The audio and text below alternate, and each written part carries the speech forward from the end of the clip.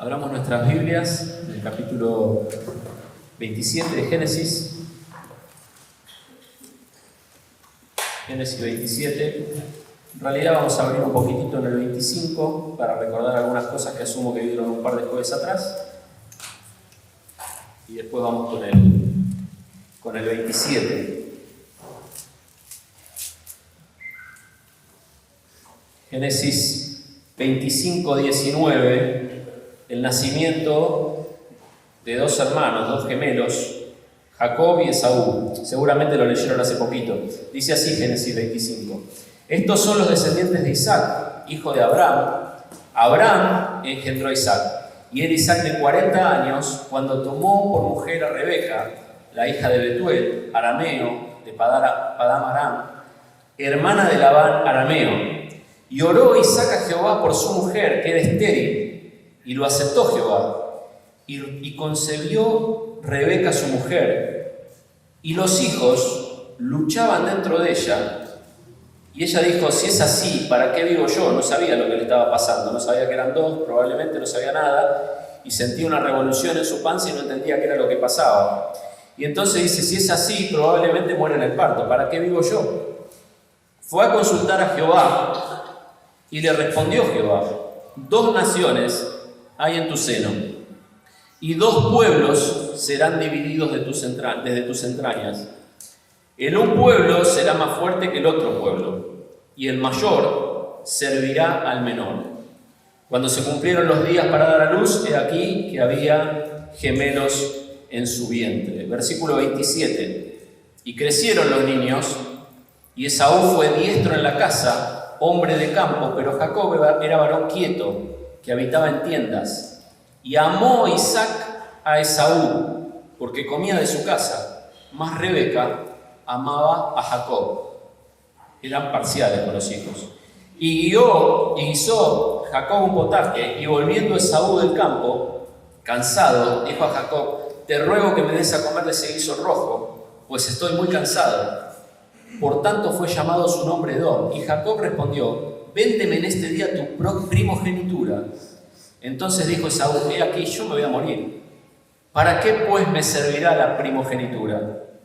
Y dijo Jacob, júramelo en este día. Y él le juró, y vendió a Jacob su primogenitura. Entonces Jacob dio a Esaú pan y del guisado de lentejas, y él comió y bebió, y se levantó y se fue.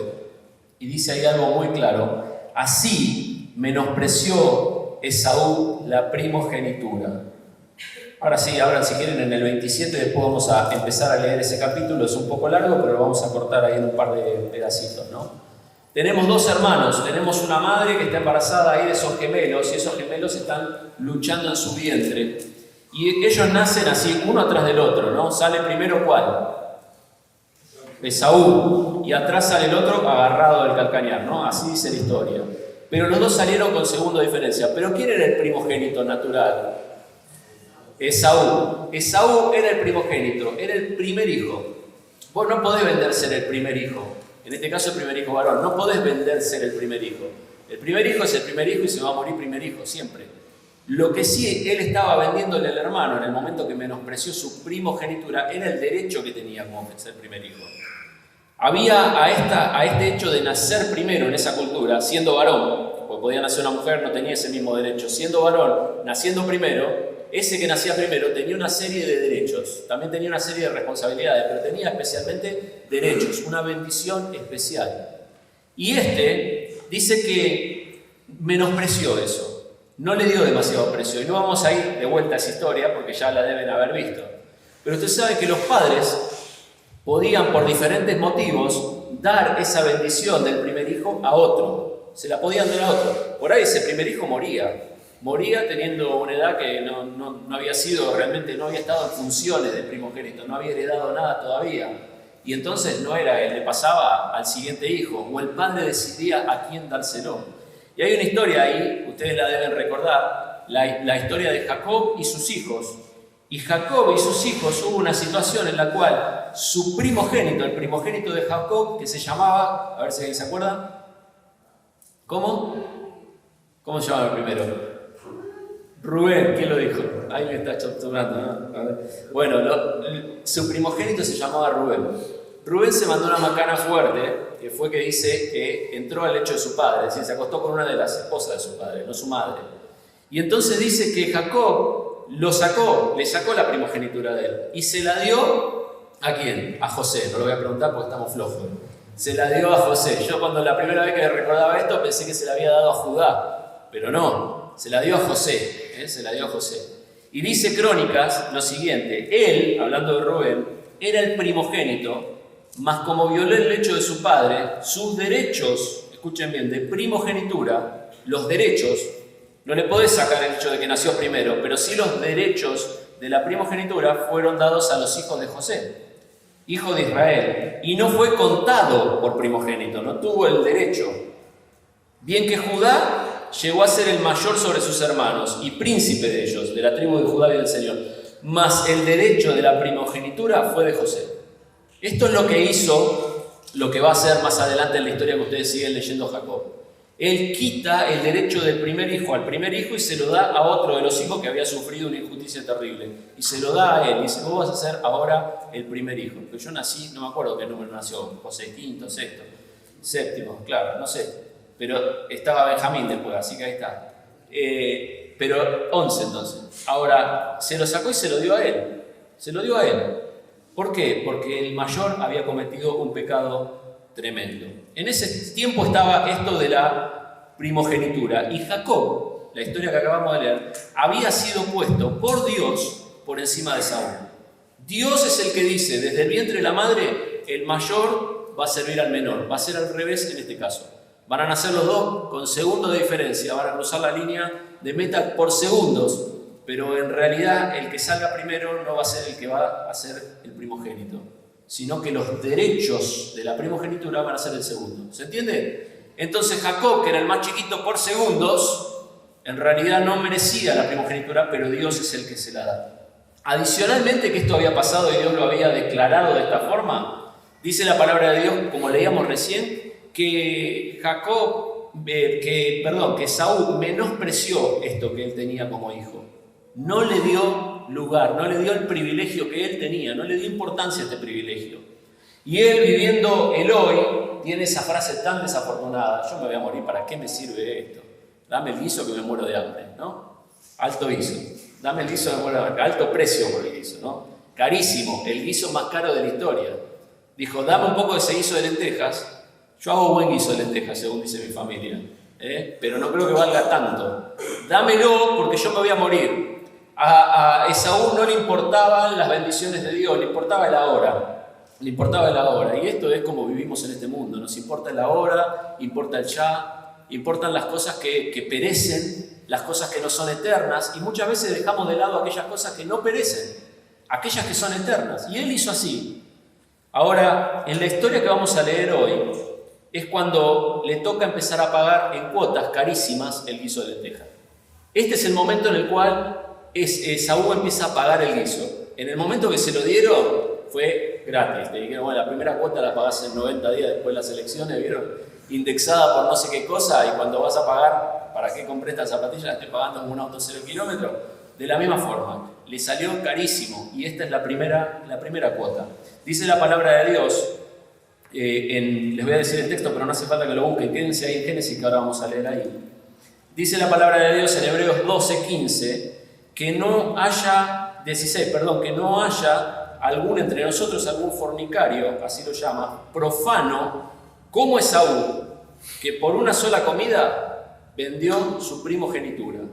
Ya que sabéis que aún después, esto es lo que vamos a leer ahora, deseando heredar la bendición, se arrepintió, fue desechado y no hubo oportunidad para el arrepentimiento, aunque lo procuró con lágrimas. Lo procuró con lágrimas. El suceso que vamos a leer en partes ahora es el día de pago de este guiso de lentejas. Hay 4 personajes principales, ¿no? Está Isaac y Esaú. Isaac el padre y el primogénito natural. Y por otro lado, que amaba a su hijo, el cazador, tenía una preferencia por él. Y por otro lado está Rebeca, su madre, con ¿quién? Con Jacob, al que prefería su madre. Ahora, hermanos, Yo quiero, antes de leer el pasaje, resaltar una verdad importantísima. Todas las canciones que cantábamos recién hablaban de un Dios soberano, ¿no? De un Dios todopoderoso. Y un Dios soberano y un Dios todopoderoso es alguien que puede hacer todo lo que Él quiera y que decide por sí mismo lo que quiere hacer. En este Dios creemos, Y eso es una verdad que realmente recorre toda la Biblia. Él es un Dios que puede hacer todo lo que quiera y que decide por Él mismo qué quiere hacer Él. Él decide qué quiere hacer. Y Él tomó esta decisión. Hay muchos pasajes que dicen esto, ¿no? Dice Isaías: anuncio lo por venir desde el principio, hablando del Señor, de Dios, y desde la antigüedad lo que aún no era hecho, que digo, mi consejo permanecerá y haré todo lo que quiero. Esto lo dice Dios de sí mismo. En Daniel, Nabucodonosor, cuando recobra la cordura, dice lo siguiente: Él hace según la voluntad, y Él hace según su voluntad en el ejército de los cielos y en los habitantes de la tierra. No hay quien detenga su mano y le diga: ¿qué haces? Mauro oraba y decía: Dios nos traiga palabras de ánimo y de consuelo por Andrés. Bueno, hermano, esta es la palabra de ánimo y de consuelo. Él hace según su voluntad en el ejército del cielo y en los habitantes de la tierra. Y no hay quien detenga su mano y le diga: ¿qué haces? No hay otro. No hay un Dios tan grande como nuestro Dios. Es así. Él decide, Él hace cada una de las cosas, hace las cosas, Efesios 1:11, según el designio de su voluntad. Este es nuestro Dios. Si vos estás pasando una situación difícil en este momento, tenés que entender que no hay otro Dios donde nosotros podamos depositar nuestras cargas. Que Él decide lo que vos estás pasando hoy y lo que yo estoy pasando hoy. Nuestro Dios está en los cielos, todo lo que quiso ha hecho. Salmo 115:3. Y así podemos recorrer un montón de pasajes que nos hablan de la soberanía de Dios, que es un Dios que no se queda corto de poder, y es un Dios que no es manejado por nadie, sino que es todopoderoso y aquel que decide. Y la palabra de Dios dice acerca de este escenario que estamos leyendo: no era Esaú hermano de Jacob, dice Jehová, y amé a Jacob y a Esaú aborrecí o deseché, y convertí sus montes en desolación. La descendencia de Esaú desapareció en el tiempo. Y abandoné su heredad para los chacales del desierto. Este mismo Dios todopoderoso tomó esta decisión desde el vientre de esta madre y dijo: el mayor va a servir al menor.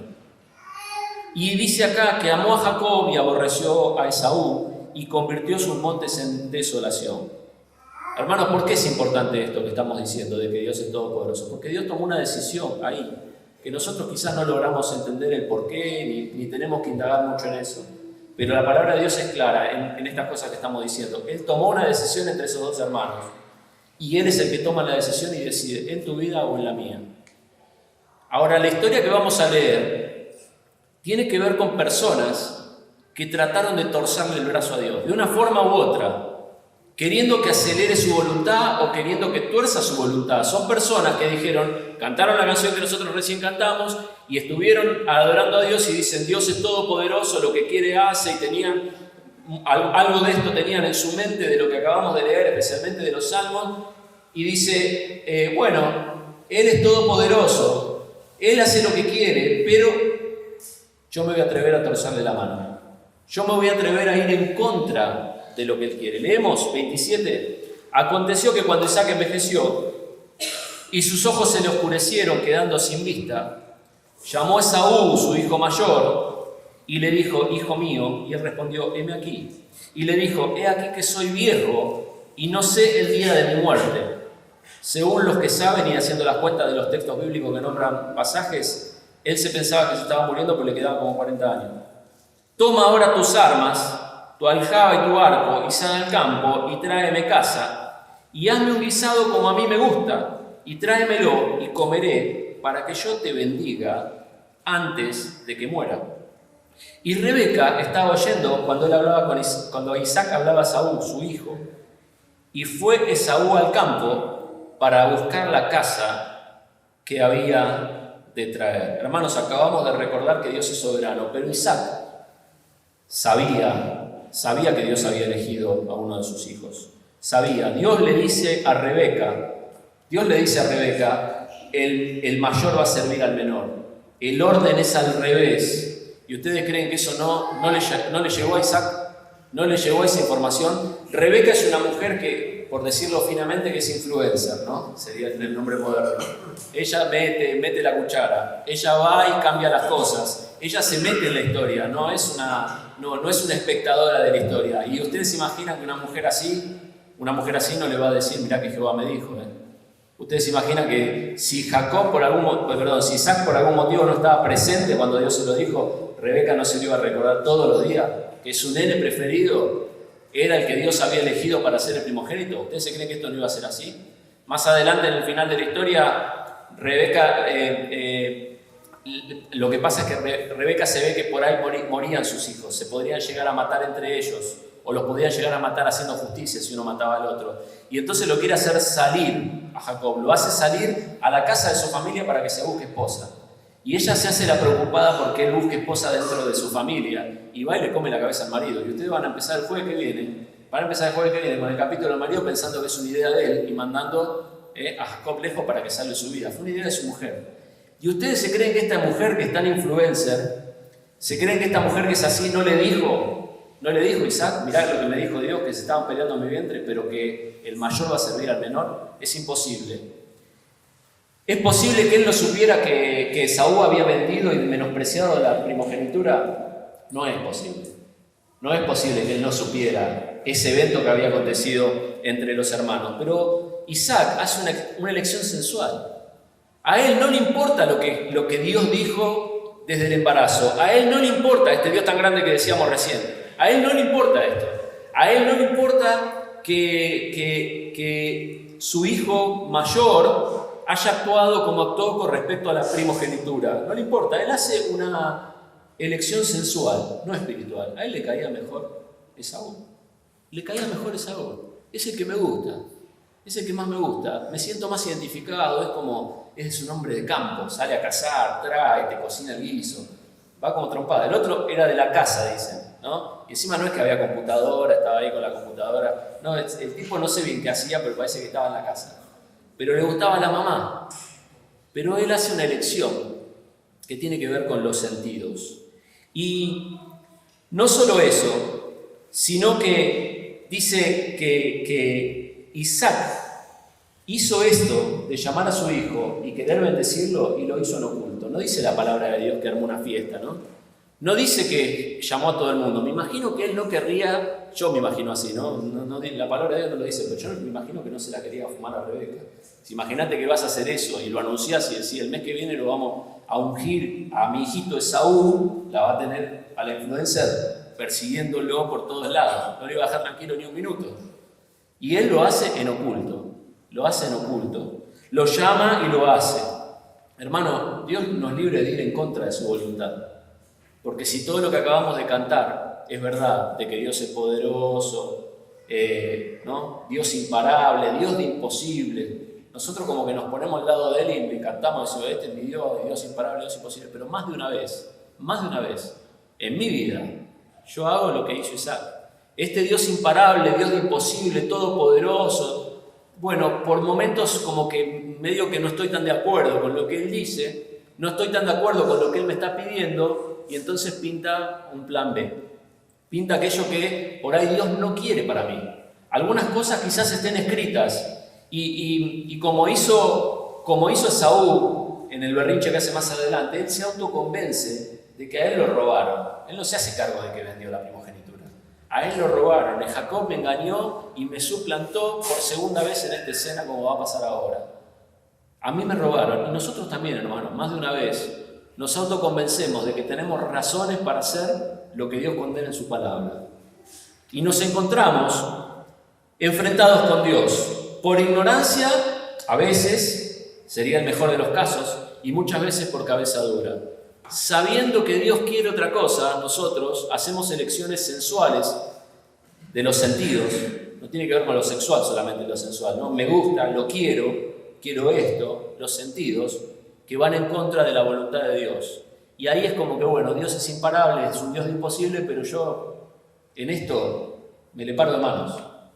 Yo en esto voy en contra de lo que Él quiere. Yo en esto voy en contra de lo que Él quiere. Hermanos, nosotros podemos engañar un montón de cosas. Podemos engañar nuestra propia conciencia, como hizo Esaú, podemos engañar a la sociedad, podemos ser aplaudidos inclusive dentro de la iglesia, pero no vamos a poder engañar a Dios en este enfrentamiento que a veces tenemos con Dios. Y no podemos esquivar las consecuencias. Estamos enfrentando a un Dios, como decíamos antes, soberano cuando no hacemos su voluntad. Y Job dice, ¿quién se endureció contra él y le fue bien? ¿Quién? ¿Quién se puede endurecer contra la voluntad de Dios y que le vaya bien? Sin embargo, Isaac lo estaba intentando y Esaú estaba ahí con él. Los dos estaban juntitos, tratando de forzar aquello que Dios había dicho que iba a ser diferente. A veces podemos querer ir absolutamente en contra de la voluntad de Dios y torcerle el brazo. ¿Y sabes qué pasa? Algunas veces Dios permite. Y ahí ya no nos encontramos más en la perfecta voluntad de Dios, sino en la voluntad permisiva de Dios. Dios te permite, Dios te lo permite. Cuando Israel pidió rey, estaba claro que eso no era la voluntad de Dios. Danos un rey que nos juzgue, dijeron. Y el Señor les hizo llegar a través de Samuel y les dijo esto: va a ser así el rey que reinará sobre vosotros. Tomará a vuestros hijos, los pondrá en sus carros, en su gente a caballo, para que corran delante de su carro. Vas a ser un esclavo. Y nombrará para sí jefe de miles y jefe de cincuentenas, los pondrá a sí mismo a quedar en sus campos, que siguen sus mieses, esclavos, y a que hagan sus armas de guerra y los pertrechos de sus carros. Tomará también vuestras hijas para que sean perfumadoras, cocineras, amasadoras. Asimismo tomará lo mejor de vuestras tierras, de vuestras viñas. Ojo con lo que estás pidiendo, porque no es mi voluntad, le está diciendo el Señor. Y los dará a sus siervos, diezmará vuestro grano y vuestras viñas para dar a sus oficiales y sus siervos. Tomará vuestros siervos y vuestras siervas, vuestros mejores jóvenes, vuestros asnos, y con ello hará sus obras. Diezmará también vuestros rebaños, y seréis sus siervos. Y clamaréis en aquel día a causa de vuestro rey que os habéis elegido, mas Jehová no les responderá en ese día. Pero dice este texto, el pueblo no quiso oír la voz de Samuel, no lo quiso oír, y dijo no, sino que el rey sobre nosotros. Esta es la voluntad permisiva de Dios. Nadie le fuerza el brazo a Dios, ¿no? Nadie le fuerza el brazo. A veces con los nenes chiquitos, cuando se ponen medio pesaditos, ¿no? Y no podés zamarrearlo en público, una apretadita acá y el nene afloja y ya está, aflojó. No le podemos hacer eso a Dios. Nosotros no le vamos a torcer el brazo a Dios. Lo que sí vamos a poder hacer es esto: ponernos tan tercos que Dios diga, bueno, haz lo que ellos quieran.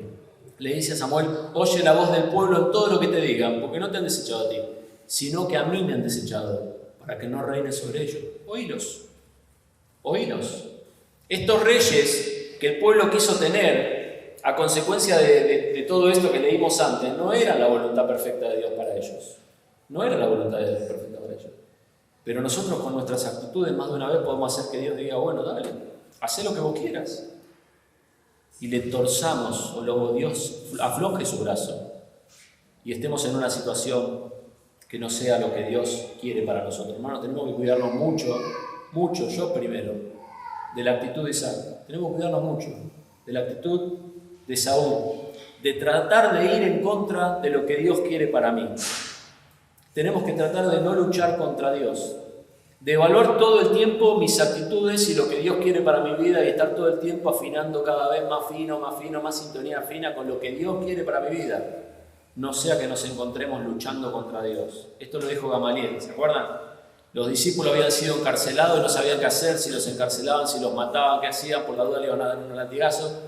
Pero ¿qué dice Gamaliel? Dice, mire, por las dudas no hagamos nada, porque por ahí nos encontramos peleando contra Dios.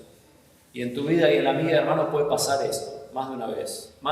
Tenemos que cuidarnos de no estar en su voluntad permisiva y de no estar luchando contra Dios.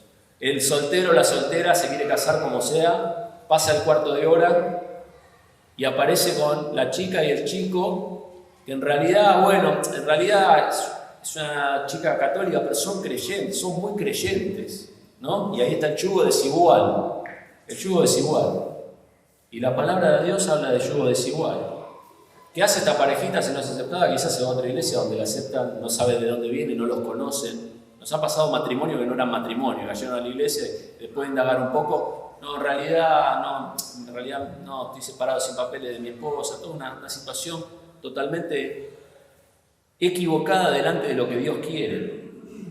Pero nosotros hacemos esto, no es para acusar a otro, es para mirarme a mí, ¿no? ¿Qué cosas son? ¿Qué cosas son las que yo hago que van en contra de lo que Dios quiere? Hermanos, seguimos y vemos cómo sigue la historia con Rebeca y con Jacob, en la otra dupla que está ahí, la madre y el nene.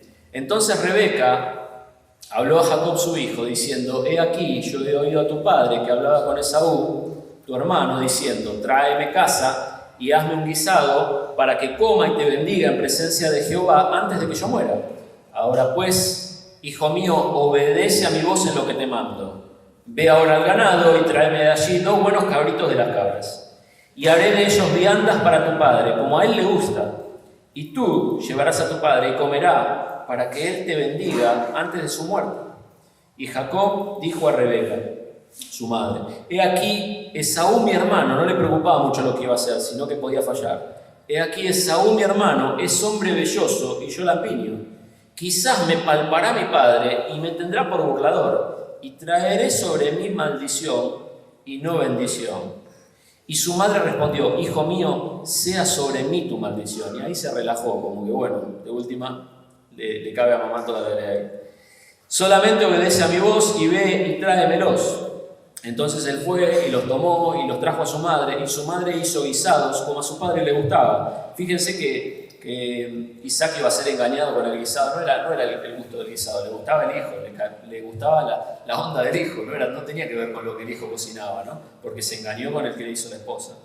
Y tomó Rebeca los vestidos de Esaú, su hijo mayor, los preciosos, que ella tenía en casa, y vistió a Jacob, su hijo menor, y cubrió sus manos, la parte de su cuello, donde no tenía vello, con las pieles de los cabritos. Era bastante peludo, hermanos. Y entregó los guisados y el pan que había preparado en manos de Jacob, su hijo. Entonces este fue a su padre y dijo: padre mío. E Isaac le respondió: heme aquí, ¿quién eres, hijo mío? Y Jacob dijo a su padre: yo soy Esaú, tu primogénito. Mentira.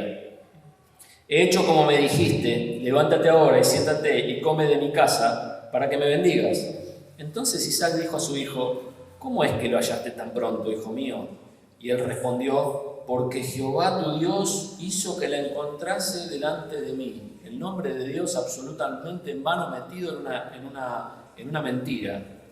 Lo único que lo salva a Jacob, que ustedes se van a dar cuenta en el capítulo siguiente, que Jacob no tenía a Jehová por Dios. Recién en el capítulo siguiente le promete a Jehová que si lo lleva y lo trae con bien, Jehová va a ser su Dios. Pero es grave lo que hace acá, ¿no? Pero más de una vez nosotros lo hacemos, ¿no? Metemos a Dios en nuestros propios planes y decimos: no, Dios me guió, Dios me guió. A veces se escuchan cosas tan absurdas, ¿no? Que Dios los guió. Jehová tu Dios me hizo que le encontrase delante de mí. 21. E Isaac dijo a Jacob: acércate ahora y te palparé, hijo mío. No creía. El viejo estaba viejo y ciego, pero no era tonto. Si eres mi hijo, Esaú o no. Y se acercó Jacob a su padre Isaac, quien le palpó y dijo: la voz es la voz de Jacob, pero las manos de Esaú. Y no le conoció, porque sus manos eran velludas como las manos de Esaú, y le bendijo. Y dijo: ¿eres tú mi hijo Esaú? Segunda vez. Y Jacob respondió: yo soy. Mentira. Por segunda vez. Una oportunidad para desdecirse de lo que estaba haciendo, para retractarse, dice para atrás, y no lo hizo. Dijo también: acércamela y comeré de la casa de mi hijo para que yo te bendiga. Y Jacob se le acercó, e Isaac comió, y le trajo también del vino y bebió. Y le dijo Isaac a su padre: acércate ahora y bésame, hijo mío. Y Jacob se acercó y le besó, y olió, tercer chequeo de Isaac, el olor de sus vestidos. Y ahí dijo: bueno, me convenció. Y le bendijo diciendo: mira el olor de mi hijo como el olor del campo que Jehová ha bendecido. Dios pues te dé del rocío del cielo y de las grosuras de la tierra, y abundancia de trigo y de mosto. Sirva ante pueblos y naciones inclinen ante ti. Sé señor de tus hermanos. Se cumple lo que había dicho Dios, por supuesto. Y se inclinen ante ti los hijos de tu madre. Malditos los que te maldijeren, y benditos los que te bendijeren. Miren, hermanos, así como antes veíamos a Isaac y a Esaú tratando de hacer una situación que fuera en contra de lo que Dios quería, acá estamos viendo a una parejita de mamá y el nene de mamá queriendo darle un empujoncito a Dios, queriendo ayudar a Dios, ayudando a Dios, porque Dios estaba demorando y la cosa se estaba resolviendo para el otro lado. Y si ellos no se metían, a Dios se le escapaba la situación, ¿no? Dios de imparable, Dios de imposible, Dios eterno, de todopoderoso, todas las cosas que cantamos, hermanos. Pero más de una vez también nos encontramos en esta situación. Más de una vez nos encontramos en la situación de que parece que a Dios se le olvidó mi motivo de oración. A Dios se le olvidó mi necesidad tan profunda. Entonces, como a Dios se le olvidó, yo le tengo que dar una mano a Dios. Y esto es lo que están haciendo estos dos. Yo recordaba la situación de Abraham, ¿no?, con Sarai, su esposa, y su sierva. Dios le había prometido a Abraham que iba a tener un hijo y que de él además iba a nacer una nación enorme, que no iba a poder contar. Dios le había prometido esto, pero su esposa era estéril también. Y la que se puso ahí primero impaciente fue su esposa, y el que cedió fue el esposo, y trajo a su sierva, y tuvieron un hijo, y de ese hijo, que se llamó Ismael, descienden toda la guerra que tuvo Israel hasta el día de hoy. Tremendo error, tremendo error. Sarai no podía tener hijo y la impaciencia de Sarai la lleva a, en vez de esperar la promesa de Dios en los tiempos de Dios, a hacer este movimiento equivocado. Y en este caso pasa lo mismo. Ellos quieren lograr con engaño. Alguien puede decir, bueno, pero están en lo cierto, Dios había prometido esto. Pero si Dios lo promete, Dios lo cumple, hermano. No hace falta que salgamos a hacer locuras para cumplir la promesa de Dios. No hace falta que salgamos a hacer locuras. Se oraba en el momento de oración por la necesidad económica. En la casa de los hijos de Dios hay pan. Eso es una realidad, una promesa de Dios. En la casa de los hijos de Dios que caminan rectamente, hermanos, no falta nada. Te diría, hay abundancia de pan y hay que compartir con los que padecen necesidad. Si nosotros estamos pasando necesidad, puede ser un tiempo Dios que Dios permita y habrá que transitarlo. Pero en la casa de los hijos de Dios hay abundancia de pan, esa es la regla. No tenemos que salir a buscar planes B. No tenemos que salir a buscar cómo voy a resolver esto porque a Dios se le olvidó mi motivo de oración. Como hizo Abraham con Sarai, con Agar y con Ismael. En este caso, en esta historia, tratan de lograr lo que Dios le dijo que iba a hacer con engaños, con mentiras, ¿no? A Jacob no le importa el engaño que le iba a hacer a su papá. No le importa mentir 2 o 3 veces así, en forma muy clara, ¿no? Lo único que le importa es que no se dé cuenta. Es lo único que le importa a Jacob. Los fines lícitos no se pueden manchar por los medios que usamos para lograrlos, hermanos. Si Dios promete algo, Dios lo va a cumplir. Dios lo va a cumplir. ¿Cuántas iglesias están llenas a cualquier costo? ¿Cuántas iglesias están llenas a cualquier costo? No, pero yo tengo una intención que es la intención de la palabra de Dios. Voy a predicar el Evangelio, lo voy a traer.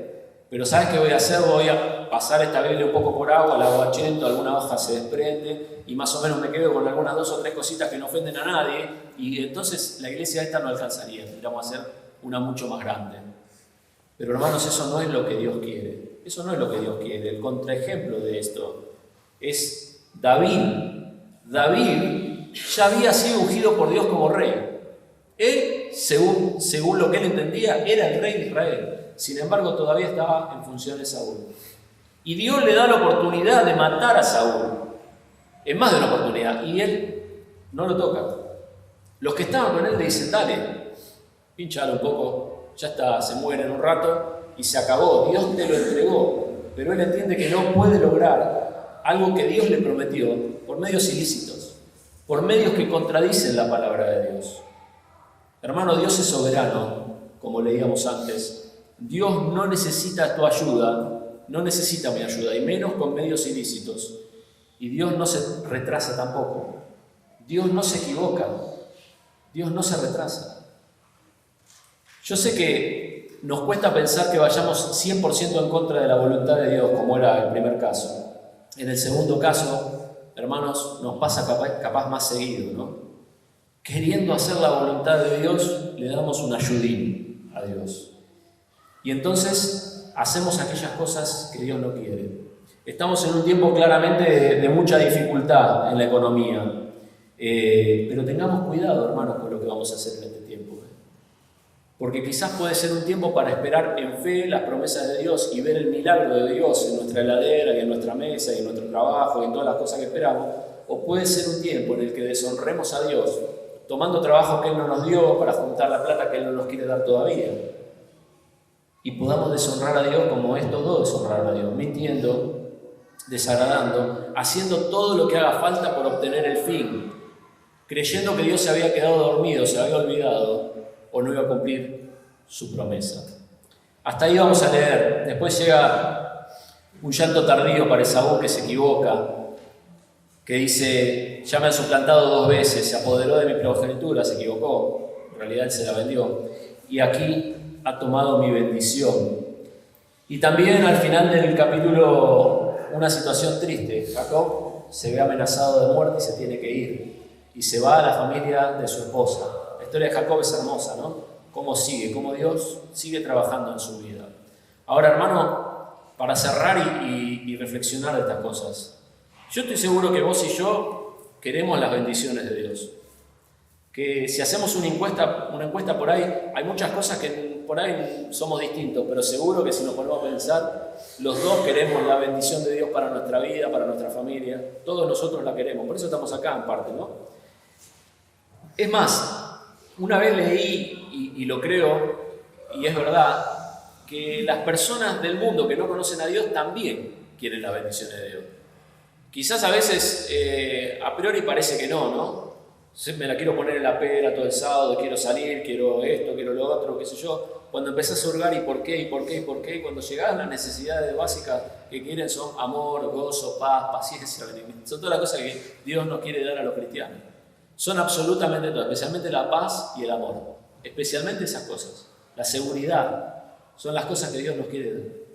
Bueno, hermanos, a veces podemos estar luchando en contra de la voluntad de Dios y perder estas bendiciones.